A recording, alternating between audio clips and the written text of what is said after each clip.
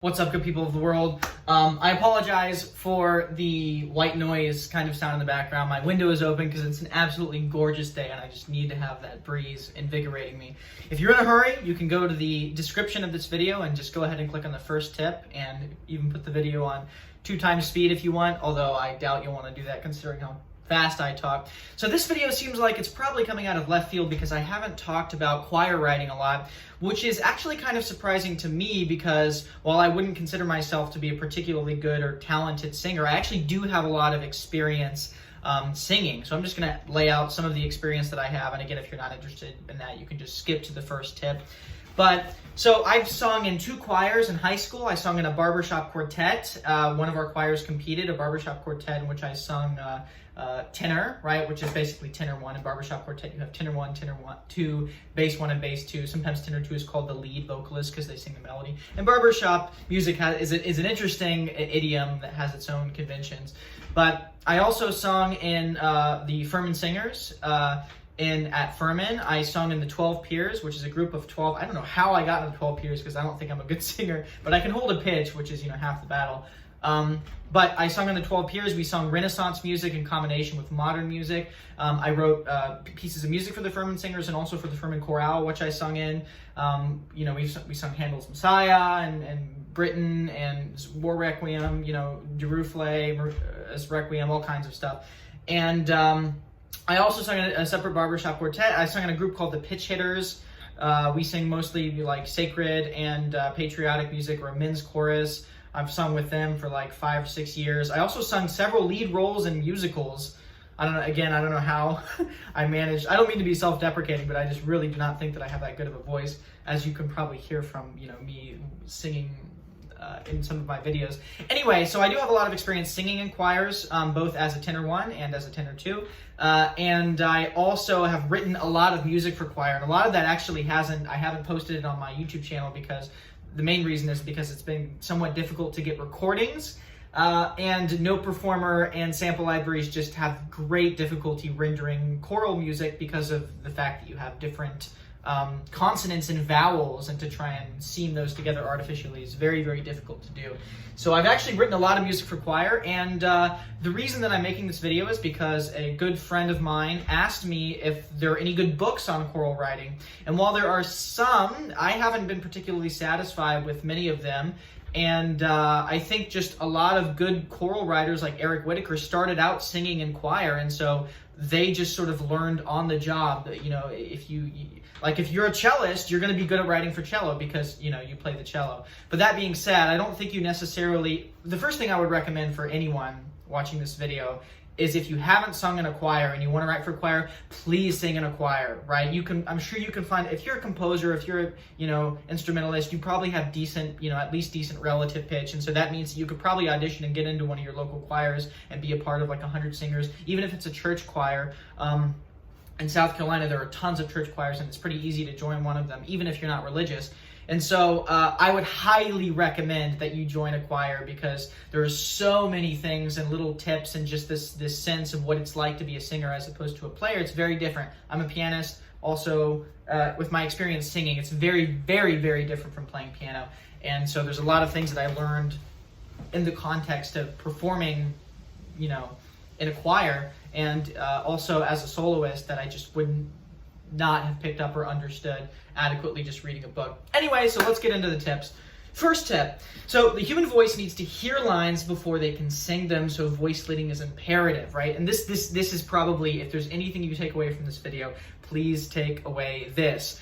If you write for a player who performs an instrument, let's say, not that the voice isn't an instrument, but in the typical colloquial sense, like a cello, violin, piano, marimba, whatever it is, all that you have to do is essentially just look at the note on the page and know how to produce that note. You don't have to actually hear it inside of your ear, right? And that's one of the issues I think with a lot of instrumentalists is they're not incentivized to cultivate a good ear. This is why you can get amazing classical pianists who can sight read anything and play anything, but if you ask them to like sight sing a line, good music conservatories try to make sure that you develop a good ear, even when you're not required to. Like Furman, for example, we had an oral component of our ear training, and of course singers tended to be better at that intervallically with regards to pitch than instrumentalists. But I cannot stress the importance of this. If a cellist is reading middle C, right, all they have to do is put their finger on middle C and then produce it. They don't have to have perfect pitch. They don't have to know what C sounds like. They just play it, and as long as they play with good technique, they're going to produce a C, right? And this is why instrumentalists can play atonal music that's like impossible for singers to hear. It's because of the fact that they're essentially just memorizing where to put their fingers, and as long as they play it in the correct rhythm, once they've played it a lot, then they'll hear it, and then they'll go home whistling it. But when they are initially sight reading something, they don't have to hear it internally. With a singer, they are given the first pitch, right, either with a pitch pipe in the case of the barbershop quartet, or often on an organ or a piano, they'll just play the starting pitch, or maybe the instrumental part of the work will play first, and that gives reference pitches for the singers. But once the singers have their initial pitch, every other pitch in the entire piece of the music, especially if it's a cappella, has to be relatively inferred from the other pitches, right? So if they sung a C in this measure and then they're waiting, they have to hold that C in their head and then think, okay, the next is a G, right? And so if the music modulates to a new location, then they have to often use solfege to memorize, so they think, oh wait, okay, so we went from C major to E major, so now, we're in, I don't have perfect pitch, so I couldn't sing an E, but let's say that that's an E. I know it's not, but then if this is a do, and they know that they're singing sol, then they have to go sol, and then they know sol, and then they come in and they sing sol, right? So there are certain things that can help out with this, and good choirs learn solfege, right? But there are a lot of if you have an opportunity to write for choir, if you're writing for a high school choir or a local church choir or any choir that is less than professional, you have to consider the fact that your voice leading has to be imperative. And there's another tip that goes along with this, which has to do with enharmonic spelling, right? So enharmonic spelling is simply the concept of when do I spell an F sharp as opposed to a G flat. They're both the same in the sense that they sound the same, but they look different on page, right? And when you are writing choral music, you want to make sure that you spell it such that it relatively makes sense according to the key. So, and also try and avoid augmented intervals if possible, right? So for example, F to G sharp looks on the page like a second, and when the 99.9% of the time when singers see moving from a space to a line or a line to a space, then they think, oh, it's a second, it's going to sound like a major or a minor second, right? And so they just sort of follow the scale. But if it's a G sharp, it sounds like a minor third, and so it's going to be difficult for them to, unless they're very experienced professional singers or unless they have perfect pitch or just a lot of times I find, this is a side note, but a lot of times I find that choirs are comprised of half instrumentalists who aren't particularly good timbral singers, but they're good at reading rhythms and pitches because they play instruments. And then there are other singers who are, like for example, I knew this singer who's a tenor at Furman, and he was just one of the best singers that we had. He had an absolutely gorgeous voice, like just unbelievably beautiful singer. Once he learned something, he had it and he got it and he sung it, bel canto beautifully, right?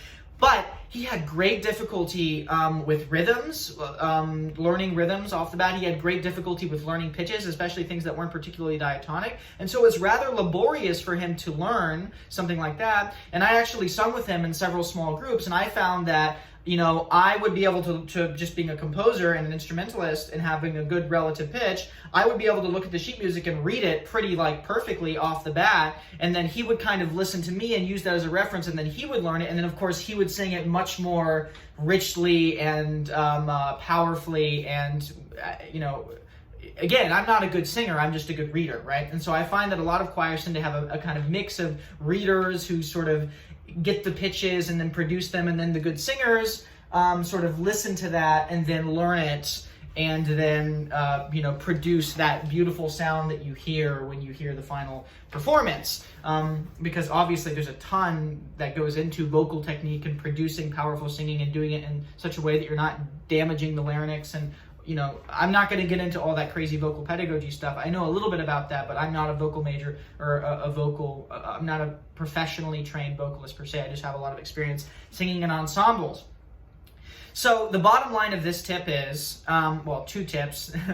The first one is that you need to make sure that your lines are clearly voice-led and that the singer knows how to get from this note to the next note in their next entrance. Either you give them a reference pitch in the orchestra, some sort of clear pitch that they can then use as a reference, or you can essentially just always lead them from one pitch to the next, right? And this brings the concept of modulation into this discussion.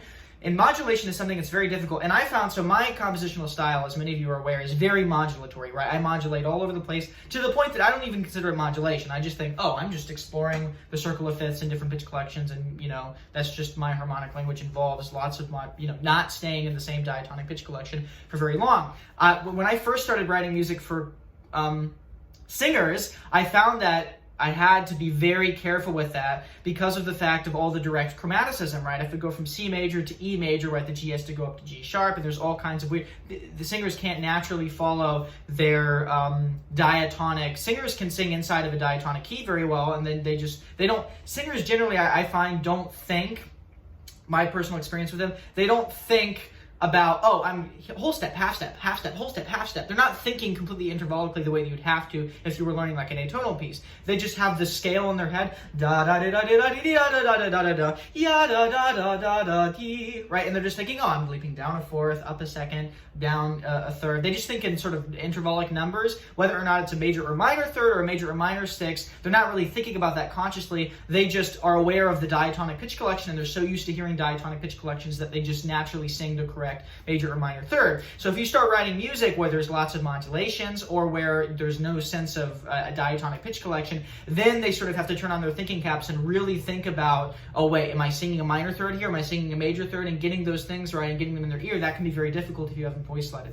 I would say a good piece to check out, two pieces to check out. One is Eric Whitaker's Lux Arumque, which is a marvelous, the way that, in which, whether or not you like him aesthetically or just as a composer, he's wonderful at incorporating dissonance in a way that is easily singable, right? So for example, he does this thing in,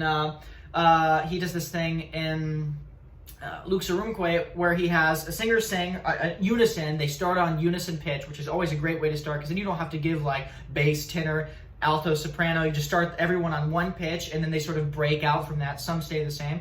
So they sing unison, right? Then one of them stays there. The other one moves up the octave. Now we have an octave, right? And then now one of them goes down a fourth, which is easy, ba-dee-da, right? Easy to sing. And the other one goes dee-doo, goes down a step. The other one stays the same. The other one goes up, right? And so we end up with this. Lovely dissonant. Right, we end up with this lovely kind of dissonant cluster sonority, which would be very, very difficult to sing if you just told singers, hey, one of you sing E, and then one of you sing the E above, and then one of you sing the F sharp, and just comment on all those notes. It is incredibly hard for singers to do that. And so if you can, keep them like on a C major chord, and then have one of the people on the E go up a half step to F, the other person on the E go down a half step to D. Now you have like this cluster C, D, E, F, G, and it was arrived at in a way that makes perfect sense for the singers. But if you just told them out of the blue, hey, so some of you sing C, some of you sing D, some of you sing E, some of you sing F, some of you sing G. Unless they have perfect pitch, they're going to have great difficulty just landing on those pitches, because singers feel comforted by consonants around them, right? There's something visceral about consonants and dissonance when you're singing, and this gets in also to some extent in straight tone versus vibrato, and why Eric Whitaker likes straight tone singing in barbershop. We'll get into that later. But when you're singing a perfect fifth with, if you're a tenor and you're singing a perfect fifth with basses around you, you feel the strength of that fifth. And if you just move up a half step to a minor sixth, suddenly, even though minor sixth is still a consonant, you suddenly feel this vibratory kind of dissonance. And then if you go back down to a fifth, like, it is a visceral thing. And that's one of the reasons why I recommend that all composers sing in a choir if they ever have the opportunity, because it really instills and imbues inside of your soul this visceral sense of what intervals feel like. Because when you sing them, it resonates in your head and resonates with those. There's something different. There's something different about it compared to playing just standard instruments, and I would highly recommend that experience. So the second piece is A Day of Sunshine. I wrote a piece of music called A Day of Sunshine, and I wrote it a while back, so maybe I might revise some things differently. But it was a pretty successful piece in the sense that when it was first performed by college singers who were sight reading it, I think it's voice-led pretty well, and it's very modulatory. So if you want to see how to go in disparate key centers and sort of hold, I mean, common tones are the main thing, right? If I'm going from C major to A flat, right? You don't want to have like, G going to A flat is pretty easy because of the fact that there's no direct chromaticism. You're essentially just, they know what G to A sounds like. Let me get the right pitches here. G to A, ba, ba, ba, da, da, da, do, C major, right? Da, da, da, da, dee, da, da. They know that going up to A would be a major second. Ya, da. So when they see A flat, ya, da. They know it's a half step. That's pretty easy to sing, right? Keeping the C is, of course, really easy. Ya-da, right? But E going to E flat, ya-da, that's a little bit difficult with a direct chromaticism, right? So what you might want to do is if you're going from C major to A flat major, right? Have everyone come together on this unison C, and then the orchestra or the string quartet or the instruments around them, they're singing C, and then the instruments are playing, right? They're still just singing C. They can just hold it. They have no problem holding it up. C, da, da, da, right? And now that they're in A flat, their brain has switched from processing C as do to now C is mi. And now, now they know where they are in the scale, right? But if you ask them to change if you highlight the discrepancy between two diatonic pitch collections, A and A flat, B and B flat, the notes, it's difficult for them to sing those things. But if you have them sing the common tones between those two pitch collections, have the instruments around them change, then their ear is sort of like, oh, okay, I know where I am now. And then you can have them continue on in that key, right? You don't have to do that. Great singers can achieve very, very, especially singers who have perfect pitch, right? But I mean, perfect pitch is very, very rare. Even for singers, it's very, very rare. Like we had tons of marvelous singers, and the Furman singers are like 80 singers strong, and maybe like 3 or 4 of them had perfect pitch. And some of the ones that had perfect pitch weren't that great singers, and there were some fantastic singers who didn't have perfect pitch. So again, I wouldn't just rely on people having perfect pitch unless you've, selected a group of perfect pitch people to perform some atonal thing that you have. But in any case, yeah, so voice leading is imperative, right? Always make sure that you spell enharmonic spellings as clearly as possible, right? Like if you're going from, for example, E major, it makes sense to go from E major to F sharp major rather than G flat major, because otherwise you're flipping everything around in the circle of fifths, and the singers are really going to have to learn that. But at the same time, if you're going from F sharp major to A flat major, you would want to spell that as G sharp, because it's closer to F sharp major, but then you'd have to spell it as so what are you going to do in that? Those things are really, really difficult. Sometimes I go through these little things where I'll write sort of like F sharp, which is tied over to a G flat in parentheses. That lets the singers know, and when I work with singers, I sort of let them know what that was ahead of time. It's not that common of a notational convention, but once they realized what it was, they found it to be very helpful. So basically, it's just sort of like they sing an F sharp, and then I basically tell them in the score, hey, keep singing the same note. I know G flat looks like it's different, but it's the same note. Then they hold it, and then now they can sort of move on, right? But at the moment at which you are changing enharmonic spellings from G flat to F sharp, singers, especially non-professional singers, especially if they're sight reading, they're not going to, again, if G sharp or G flat or F sharp, when you're practicing on violin, it's the same note. It's the same note. It sounds the same. It's not going to make any difference when you're playing, right? Generally, players do not read intervallically. Sometimes pianists read intervallically because all the fingers are involved. But most instrumentalists, they see a D, they know where to put their finger, and they produce the D, right? It doesn't matter where it's spelled as an E double flat, right? They just know what to produce on the instrument. Whereas enharmonic spelling, makes it a huge impact on whether or not, there's that classic meme, how to make a vocalist do a double take, right? Where you have G flat and then F sharp in the next measure, right? They're gonna instinctively want to sing higher because it looks like a higher note, right? And to an instrumentalist, you might be like, oh, well, singers are stupid. Like, why don't they know? But again, you have to realize that when you produce the tone yourself, you have to hear it in your ear, and you're using intervals and the general shape and contour of the line as a frame of reference. So unless you have perfect pitch and unless you have a lot of experience with an instrument, most singers are just, it's a different it's almost a different part of your brain that processes the production of pitch. Avoid voice crossing in most cases, and also avoid parallel octaves and fifths. Parallel octaves and fifths are something I'm not generally that much of a stickler about, right? I think there are a lot of contexts in which you have a certain harmonic progression in combination with the melody where parallel fifths result between outer voices, and there's no reason to change it for the sake of changing it. You know, sometimes parallel octaves allow you to create better horizontal linear lines in the context of a contrapuntal structure, right? But in the case of vocalists, here are two reasons. One, fifths just lock together with the overtone series, and the problem is not fifths or octaves per se, but it's that when they sort of lock in, then when the parallelism goes away, then it's difficult for the singer to continue on. So for example, if let's say that a singer sings C and then the bass sings C, they both go down to B, right? Well, when they both go down to B, there's something that clicks in the tenor's brain and also in the bass's brain where the basses are like, oh, I'm singing with the tenors. And the tenors are like, oh, I'm singing with the basses. And then they sort of strongly go together in octaves. But then if they split out again, then when the basses go down to A, and let's say the tenors go up to C, so they're in contrary motion, there's a split second, and I promise you this is the case with singers, where you're like, wait, what just happened? Because you lose the strength of having the tenor singing with you if you're a bass, and you lose the strength of having the bassist sing with you if you're a tenor.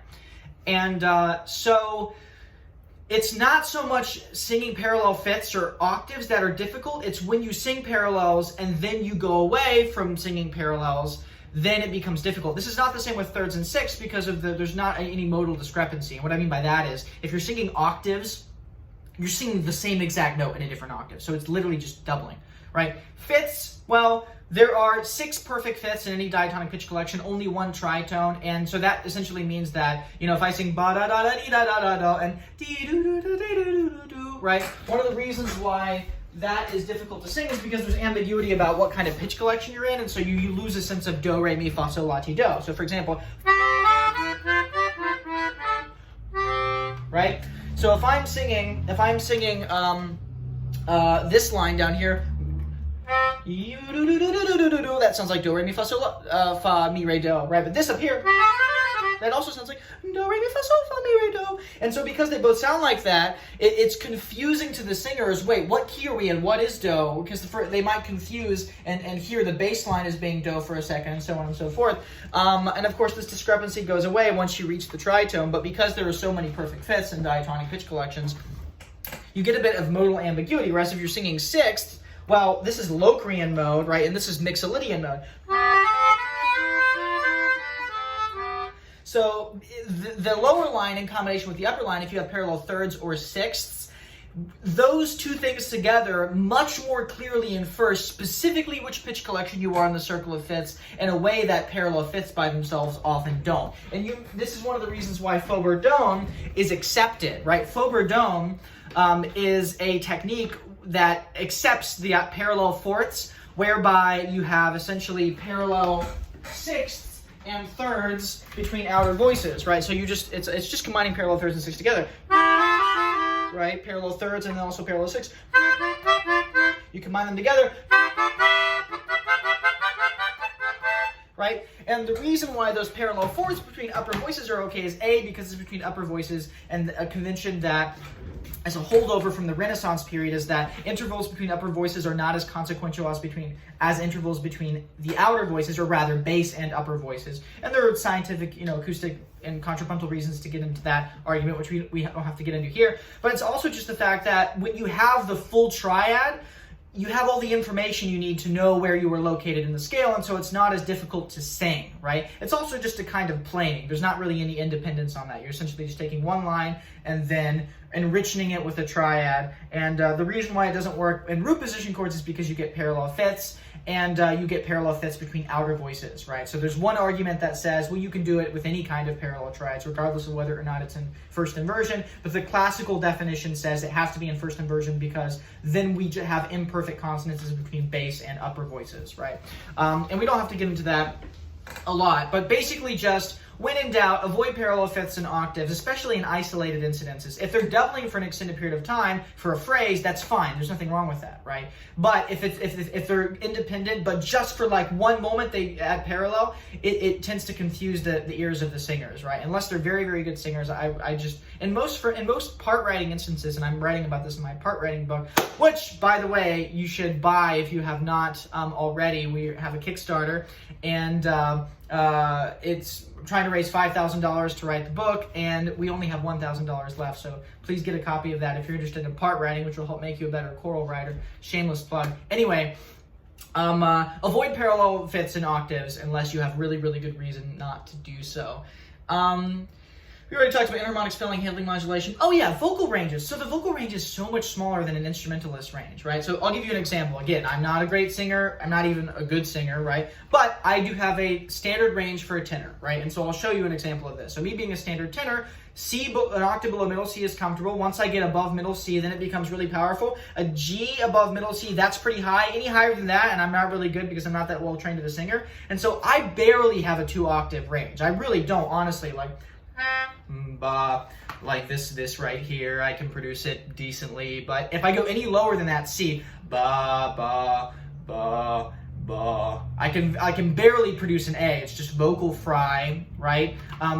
That's really like the C is honestly the lowest tone that I have decent resonance on. Ya da da da dee da da da. Right now, the C, like that C, an octave below the lower C, feels totally different to me when I'm singing it, right? On an instrument, you're just like, oh, move an octave up, right? I mean, string instruments have like 4-octave ranges, right? At least, right? So often instrumentalists who don't have any experience singing don't realize how big leaps are in the context of a voice, and so they leap up a fourth, and they don't realize that to a singer that feels like a big, change. This is why melodies such as Somewhere Over the Rainbow, which starts with an octave leap, or even the Star Spangled Banner, the United States national anthem, ba da dee da dee dee da da da, right? That's in the first phrase that's already leaping a tenth, which is like, more than 75% of most people's vocal ranges. But anyway, ba da da, and my voice is kind of dead now. Ba bum, right? That G, mom, that's really high, right? I could barely make it up to B flat, and forgive me if this sounds terrible because I know it does. Ba da da, right? I can barely make it up to B flat, and there's no way that I could sing like B or high C, right? So me, like, as a functional tenor, right, honestly, like, I have an octave and a perfect fifth. And that's higher, honestly, than most tenors. Most, like, non-professional tenors who just sing in choirs sing that middle C all the way up to, like, maybe F, right? F is comfortable, right? So an octave and a fourth, right? So I would say, unless you have really good reason or a professional choir that you know the members very well, don't write outside of the conventional. I would say C to F for tenor, right? I would say G to C for bass, right? And it also is important to note that the older you are, your voice tends to drop lower. So if you're writing for a choir that consists of elderly people, then you're going to be able to produce like low Fs in the bass section. And at the same time, you're not going to be able to push the tenors as high, right? So that's just something to be aware of. And the same thing is true with the women. But generally, right, C to F and then G to C.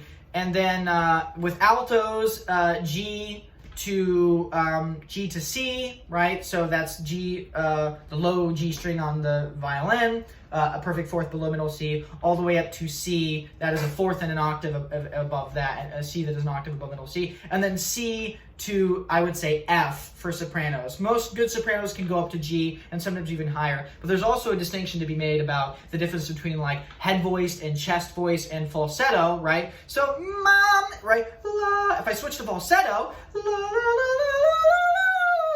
la, I can go way higher than that, but that's falsetto, right? There's also chest voice, which is essentially something that resonates more in your head. Head voice resonates more in your head, whereas chest voice is more, more diaphragmatic, right? I most of the time my speaking voice is in head voice, which is actually not good. It's one of the reasons why I lose my voice so easily is because I have very poor vocal technique when speaking. I really should speak more from the diaphragm, which is more resonant and a bit of a lower sound, and that's healthier, right? So I tend to speak up in my head voice. But in any case, write conservatively for the ranges of the singers, unless you have very good reason not to, right? And most of the time you don't, right? Yeah. Also, tessitura. Tessitura is a term you should be familiar with. Tessitura is the general golden register of an instrument. So I would say my tessitura is like E above middle C all the way down to like E an octave below that. Most people's tessituras are like naturally an octave. I can go below that, but I lose power really quickly. I can go above that, but I become strained really easily. You know, E, like for example, if I were to sing like, here's a good example, Autumn Leaves in G minor, right? So I'm talking about, this is my tessitura, right? So that only goes, you know, a whole step below my natural tessitura, but the autumn leaves drift by my window, the autumn leaves. You can hear when I go down there, ba, that's still getting a little low. Da da da dee of red and gold. Right? That's a very, very comfortable range for me as a tenor. I can go higher, I can go lower, but be careful when you do that. Right? This also brings up the concept of endurance, right?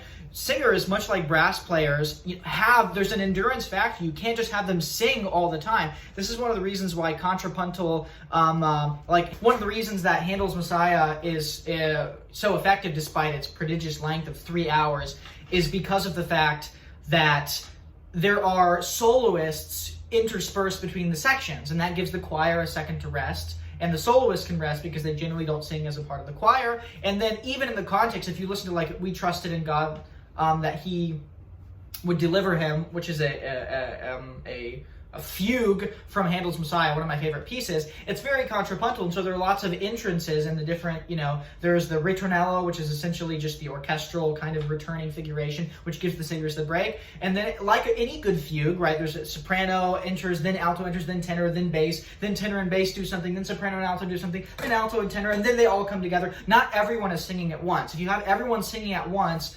especially for an extended period of time, you're quickly going to lose endurance from singers, and they're not, especially if you have them sing really, really high stuff, or if you have them sing really, really low stuff. So if you stick in the tessitura and sort of democratically give your parts to the various sections, that's always a good idea. Okay.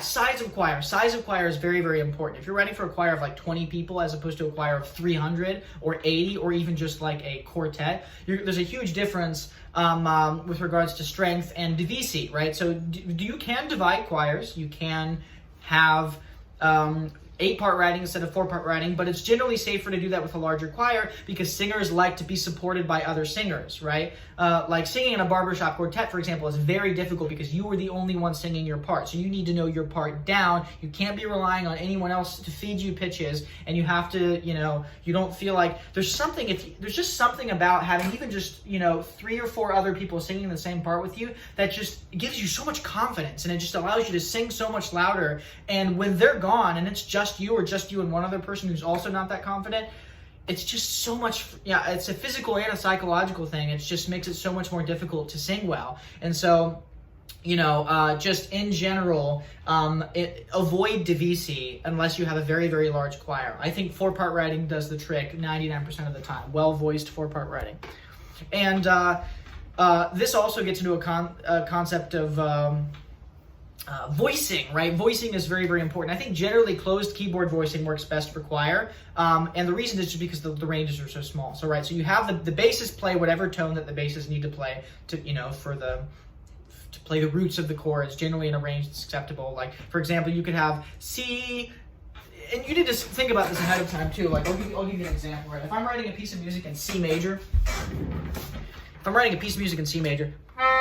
if I want the basses to go down to G, that's fine, but then what if I want them to go to F, because F major, right? It's going to be awkward for them to leap up a minor 7th, right? And this F is going to be really, really low, and half the basses aren't going to be able to sing that, right? So instead, I'll have the C go up to G, even though they could have gone down to G, and the reason is because I know that I'm going to eventually have to go to F, and then I can just drop down a whole step. That kind of forward thinking about ranges in combination with voice leading is very, very important for choir writing, right? Because you want to avoid those crazy leaps and things that wouldn't matter at all for a cello. Just leap up to the F. It's not a big deal at all, right?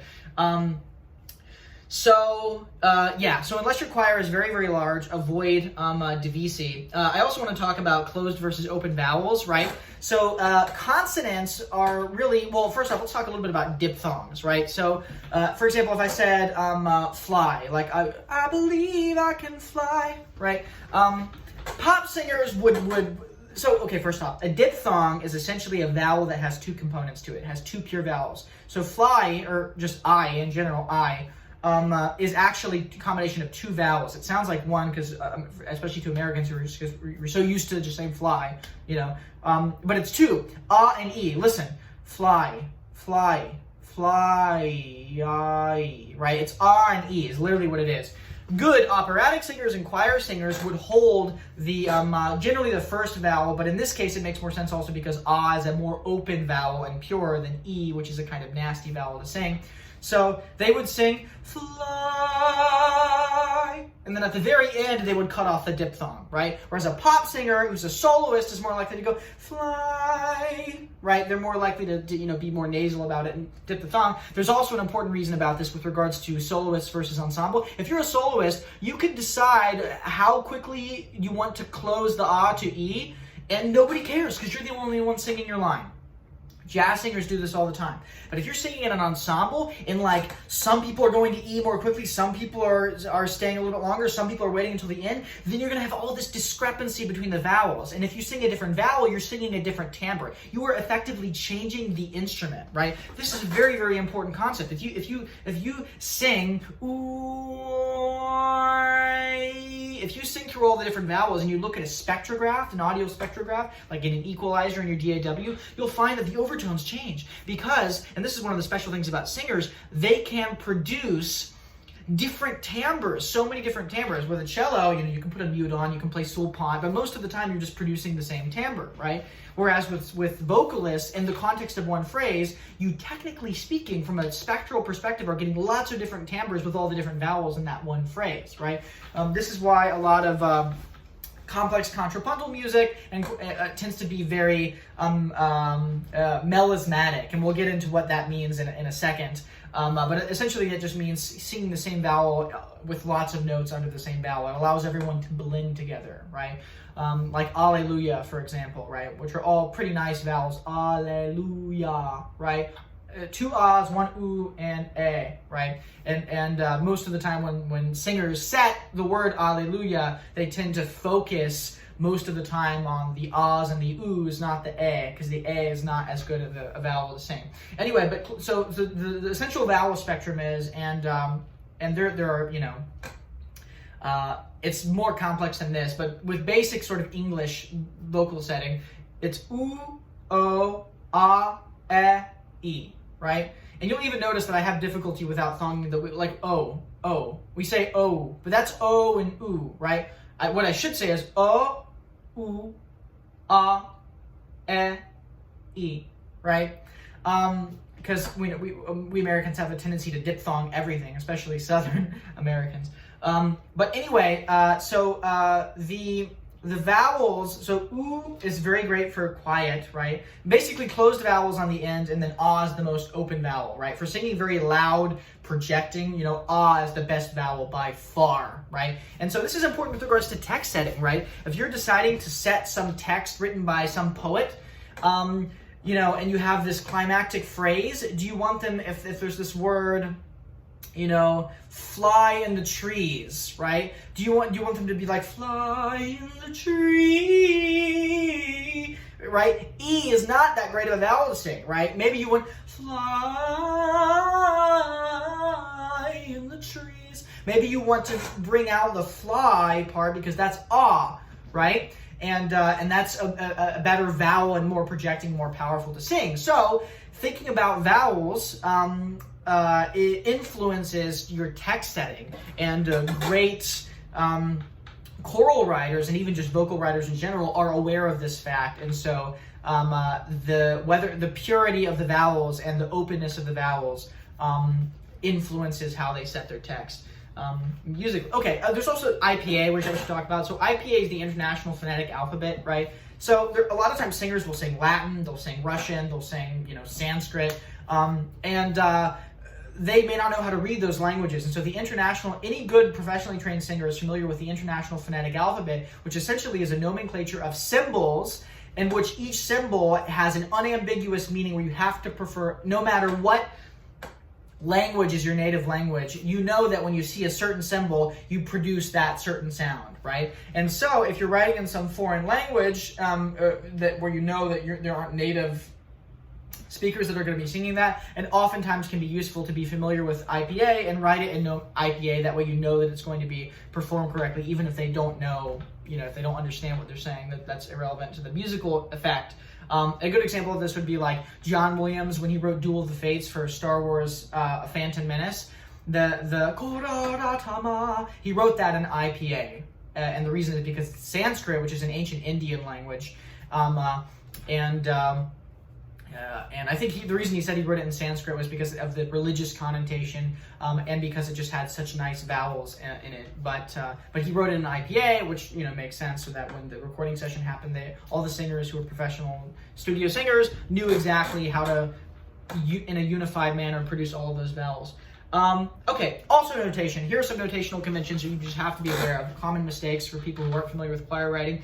Dynamics go above the stave, not below, right? The dynamics go above the staff. The reason is because lyrics go below the staff, and so the dynamics would conflict with the lyrics if they went below the staff, right? Most notation softwares tend to do this automatically. Like if you select soprano or tenor instrument in Sibelius, then when you use Command E to type in your dynamics, it'll automatically put above the stave. But if you're using MuseScore or some other notation software, it might not do that. So always just be aware that dynamics go above the stave, right? When you're writing lyrics, you have to be aware of spacing as well, right? It affects note spacing, right? Sometimes you might have like a really rough, for example, R-O-U-G-H. You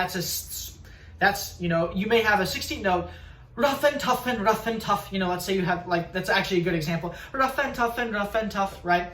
So that's like rough and tough. That's a lot of letters for just like 3 syllables, ba, ba, ba, ba, ba, ba, ba. And so you may have to space the 8th notes very, very widely in order to accommodate that. That's fine, but make sure you do that. Make sure that you have at least the amount of space that would be in reasonably spaced text that you would read in a Word document, right? If it stretches your 8th notes, that's fine. It's a part of the game of notating. You want to make sure that it's readable and there are spaces so that you're not going to read the lyrics improperly, right? Slurs and melismas, right? So slurs are interesting in most music in the sense that, for woodwind instruments, slurs denote playing something under a single breath without tonguing. When you break a slur, then you tongue. For strings, it's bowing. For pianists, it could mean anything from a phrase marking to finger legato. But for singers, it only denotes melismas, right? If you want singers to sing legato, you just write like legato or multo legato as a text. You do not use a slur. A slur is for melisma. So for example, that song, that Christmas song, Gloria in excelsis Deo, right? Under that glow, and then that's all under a slur. Ria is not under a slur, right? So anytime you have a bunch of notes under a single syllable, all of those notes will be slurred. Now, this is modern convention and much more readable than old convention. So old convention actually breaks beaming. Old convention says, you don't beam 8th notes together. Each one has an individual flag unless it's a melisma. This is generally hated by singers nowadays. Professional singers are used to singing that because they often sing old editions of things. And so, old, for example, Renaissance music and even just Baroque music is often notated in those old editions with that kind of nomenclature. But nowadays, everyone agrees that obfuscates the rhythm, right? Beaming tremendously helps you get a sense of, here's a group of 8th notes, here's a group of 8th notes. If we're in 7/8, ba da da da dee da da ba da da da dee da da, it just helps so much. And so do not do that, right? Just because you see that it's an old, outdated convention and it's difficult to read. Do not break beaming. Use standard beaming, but denote the melismas with the slurs. So there are 3 kinds of text setting. There's melismatic text setting, pneumatic text setting, and syllabic text setting, right? And it's just a continuum, right? There's not really a definition. Melismatic essentially just has lots of notes under single syllables, right? So again, if you look at a lot of old Renaissance music, they'll sing Alleluia,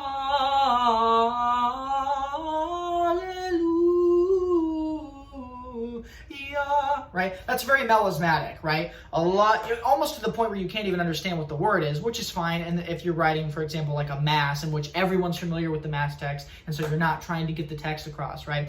Pneumatic is a mixture of both. Amazing grace, how sweet the sound.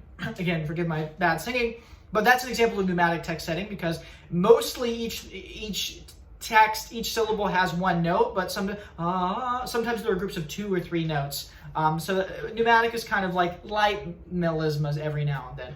Syllabic, as you might guess, is just bum bum bum bum. You know, I went to the store and bought a milk, whatever, right? Bought a milk.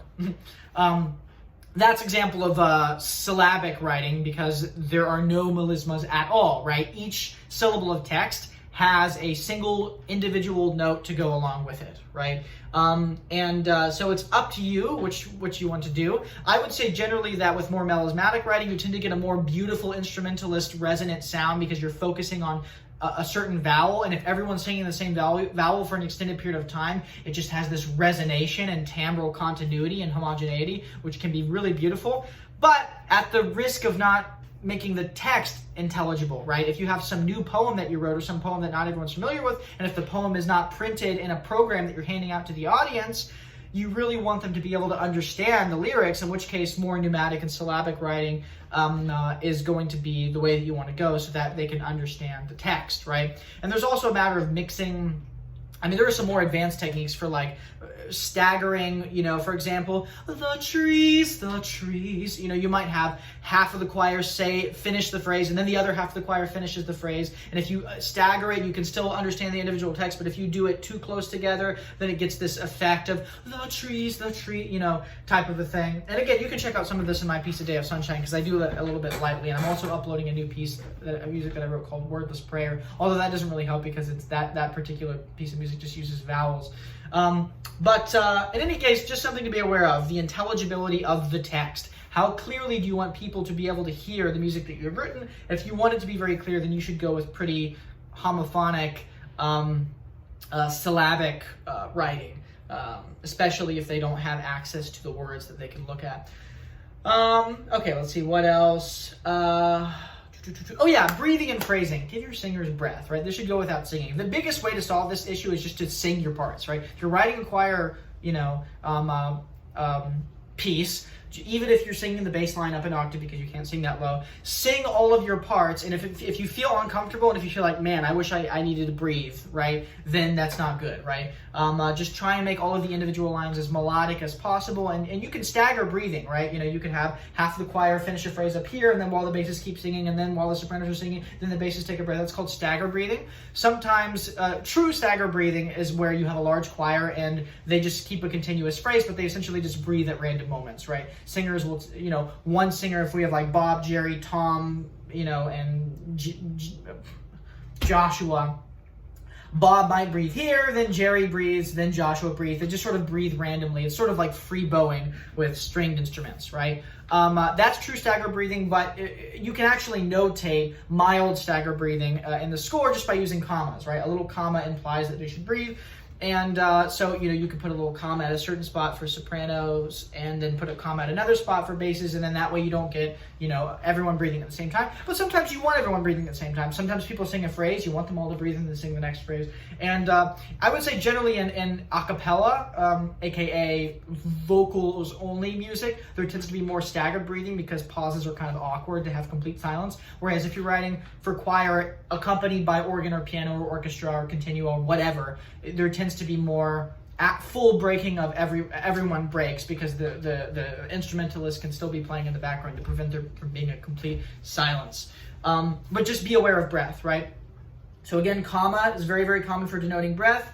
You can also use a caesura, but a caesura implies a pause, right? There's also certain conventions where, like in Bach chorales, you see a little fermata at the end of a phrase. That means pause, take a breath, sing the next phrase. That's a kind of congregational convention. But I think breath marks, comma breath marks, are the most unobtrusive and clear from a notational perspective. And then dashed slurs, dashed line slurs, those mean hold over the phrase. So if you see a phrase and you know as a singer, they're probably going to breathe there, they would naturally want to breathe there, but you don't want them to breathe there for whatever reason, then you write a dash slur, and then that implies carry, right? And carry, just in vocal terms, means like to carry the phrase, do not breathe during that section. So those are two notational conventions that you should be aware of. Tone painting. Tone painting is very, very important with when text setting. If you look at, like, for example, the songs of Aaron Copland or Samuel Barber, or opera, Wagner is a great example of this. If you can try and I might do an example of this where I talk about like the tone painting in my piece A Day of Sunshine, but if you can get like, for example, in my piece A Day of Sunshine, I hear the wind among the trees, I hear the wind among the trees, right? The combination of the major seventh chord with the fact that some people are singing I hear the wind and the other people are singing among the trees, and so you get among on top of I hear, and it just creates this blur of text. That's like different winds coming from different perspectives. So you hear winds, but not just a single wind, and it sort of overlaps. So that's an example of text painting, tone painting, right? Where you are trying to evoke musically what the text is. You can easily go too far with this and being like, I climbed upon the mountain, which is like, that's kind of cheesy because it's like, oh, you went up the scale, you climbed up the mountain, right?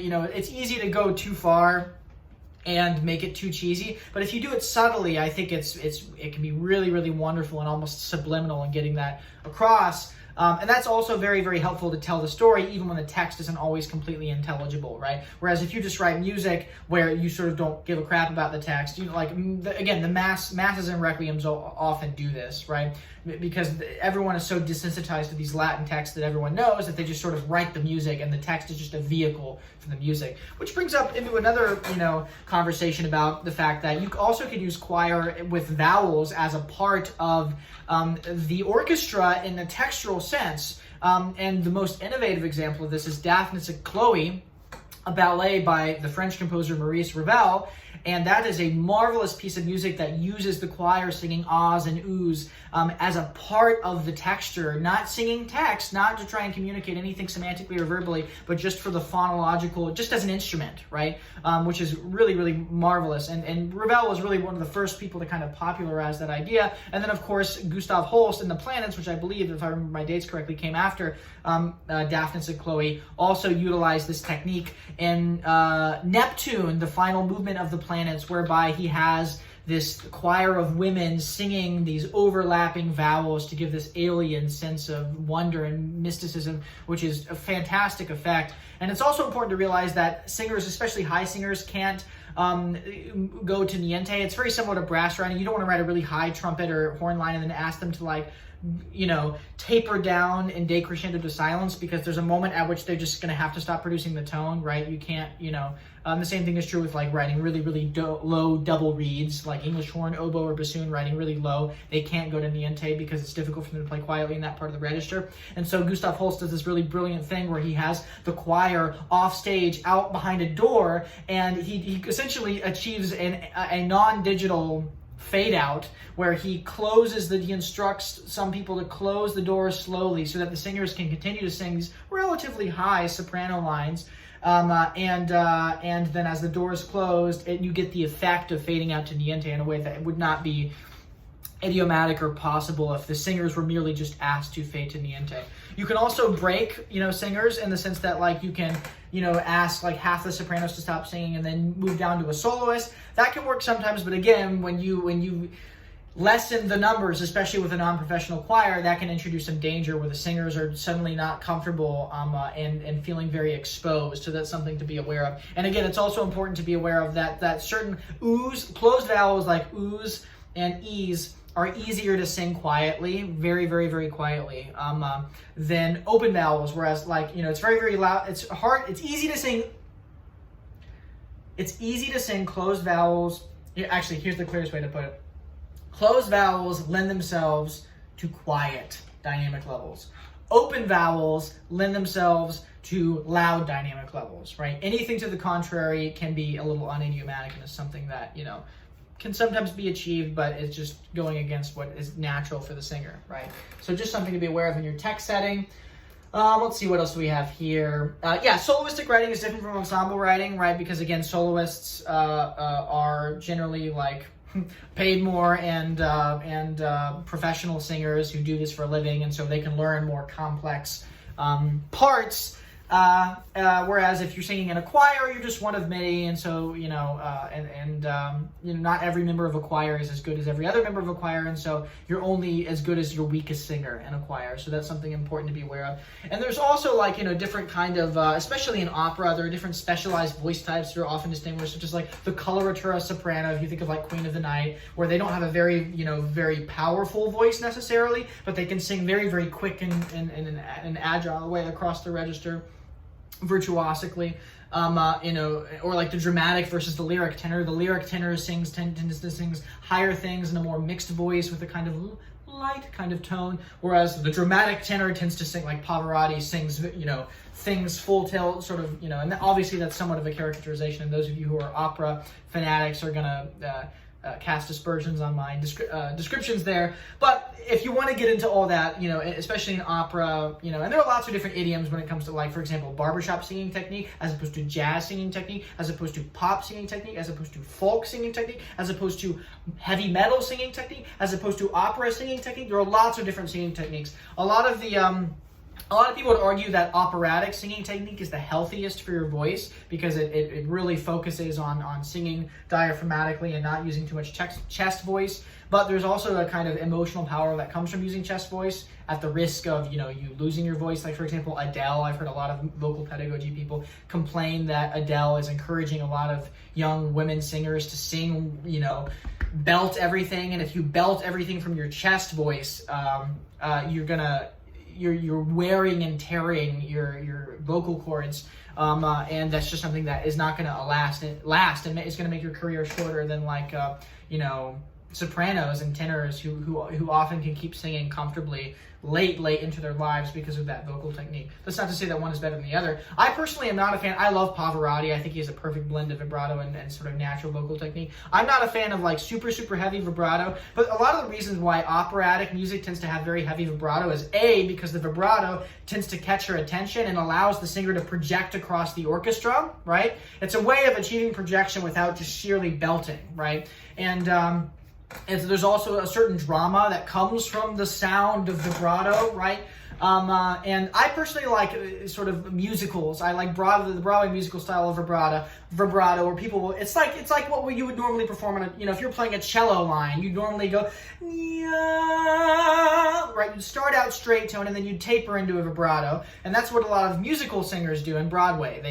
They will belt a line, they'll sing it out straight, and then they'll let it taper into a vibrato. And I think that's a good balance, personally, between completely straight tone and completely, vibrato, full tilt from the beginning, which a lot of operatic singers do, but to some extent that is a matter of taste. But it's important to understand that opera has been around for hundreds of years before microphones were invented, and so part of that technique is an acoustic way to compensate a single singer singing against the orchestra. And one of the reasons why Wagnerian opera tends to have a higher degree of vibrato, and with just romantic opera in general, as opposed to like classical opera like Don Giovanni by Mozart, it's because classical orchestras were smaller, and so the singers didn't have to project as much. That's one reason among many, right?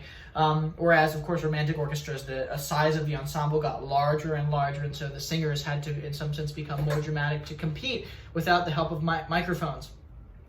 Also, along this dynamic balance point is the idea of carving out frequency.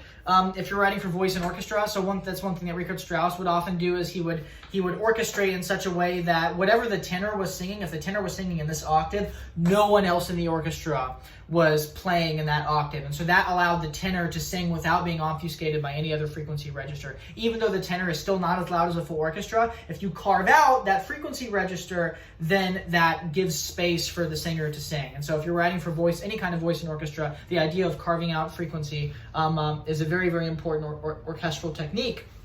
So let's talk a little bit more about straight tone. I think one of the reasons why Eric Whitacre likes straight tone is because of the fact that you get a sense of the vertical harmony more, right? And this goes for any instruments, right? If you want to hear like a C major chord and the mathematical ratios between like the C and the E and the G, you want to have straight tone. If your true vibrato fluctuates pitch and randomly if you have a whole section of people doing that. And so you get less of a sense of a C major chord and more a sense of an approximated C major chord, right?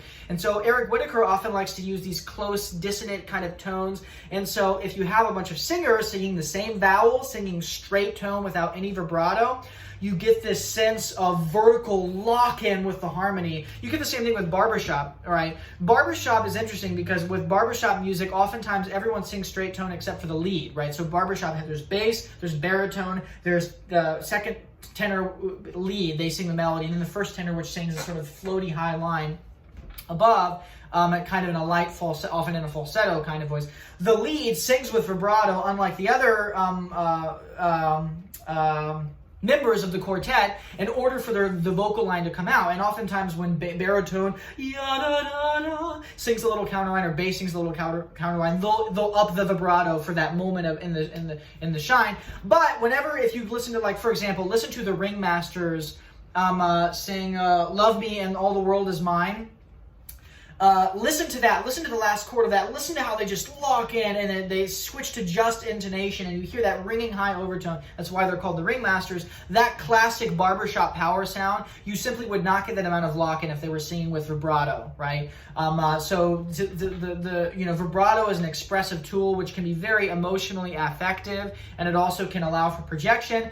But there's something to be said for the kind of vertical lock-in that can occur when you have straight tone, right? Renaissance and 16th century singers also sing with straight tone, although I would say in that case, since the music is largely contrapuntal and has very slow harmonic rhythm and not as much of a sense of vertical harmony, that isn't just arbitrarily a result of the intervallic, compositional techniques at play. In that case, it's more just people are singing with straight tone to be more accurate to the time period, the same reason why people would play on period instruments as opposed to modern instruments when performing a Beethoven symphony or a Bach cantata, right? But again, with straight tone, there's something to be said for the lock-in that can occur when you have straight tone. I don't think one's better than the other. Let's see. Yeah, I think the only other tip that I have, which is kind of a lame tip to end on because it's just a simple little thing, is notating syncopation properly. And this is just something when it comes to, rhythmic, if you're writing in 4/4, right, and you have this rhythm, bum, bum, bum, bum, bum, bum, bum, bum, bum, you don't want to write that as dotted quarter, quarter. You want to write that as dotted quarter, eighth tied to a quarter, and the reason is that you can then see the middle of the bar, and the reason is just that if singers are singing, generally they're singing with a conductor, whether it's choir or choir with orchestra or whatever, they sing along with a choir, and so it's useful to notate syncopations in that classical way, just to make sure that you don't obfuscate the beat so that they can reference all the rhythms that they're singing to what the conductor is doing. And singers generally aren't as good at rhythm. Like, this is a stereotype, but it's rooted in truth. You can find plenty of singers who are great at rhythm. You can find plenty of instrumentalists who aren't good at rhythm, so it's just a stereotype, but it is true that the vast majority, I shouldn't say the vast majority, but unless you're dealing with a very professional group, most choirs, the singers are not as good rhythmically as instrumentalists of the same caliber would be, right? And it just, has to do with the idiom. It doesn't require them to be so if you write something that's like super syncopated or that has some rhythmic discrepancy, it's very important that you notate those things properly. I also play in a lot of jazz big band stuff and jazz combos, and, we recognize rhythms as sort of like little bites and chunks. So we would never want to see the rhythm notated like that. We want to see dotted quarter, quarter. We look at that rhythm and we think, clave rhythm, bum, bum, bum, bum, bum, bum. I look at that rhythm and I immediately know what it is and I can play it because it's very common in the jazz idiom. And so that notational convention does not apply to every idiom. In a lot of syncopated pop music, people are used to these kinds of syncopations as well. But with choral writing, it's generally safe to notate the rhythms as clearly and cleanly as possible with regards to the overall beat. All right, there we go. I'm sure I probably missed some things, but hopefully those just gives you some ideas and tips, things that a lot of which I had to learn the hard way. So bottom line, voice leading is so important for choral writing. And also just, familiarize yourself with a little bit of vocal pedagogy, with tessitura, how the vocal cords work, with different vowels and how to produce those things, and even just sing yourself. If you can join a local choir, no matter how bad of a singer you are. I'm a terrible singer, right? But I've sung in all kinds of choirs, and nobody kicked me out, right? Although they probably should have. But I learned so much from those experiences. I really did. Like, I learned far more from those experiences than I ever have from any chapter on choir writing in an orchestration manual. If any of you are singers or write lots for choir music, feel free to post any other tips you have. And if you have any questions about any of the tips that I gave, let me know in the comment section. And if you haven't picked up a copy of 4-Part Writing in the 21st Century, please do. The deadline is November, I think, 11th. So that deadline is quickly coming up. If I don't reach $5,000, we're almost there. We're like 77%. But if we don't reach the deadline by then, I will not be writing the book, at least for an extended period of time. And so if you want to see this book come to fruition, please consider picking up a copy ahead of time. You're going to get it 1 month before the general public. And you're also going to get it at a $5 discount. And there are upper tiers too, where like I'll grade your homework and all that stuff. So I'm going to have a whole chapter on choir writing in that book. And so hopefully if you found something interesting out of this video, you'll find at least that chapter in that book interesting. So until next time, adios.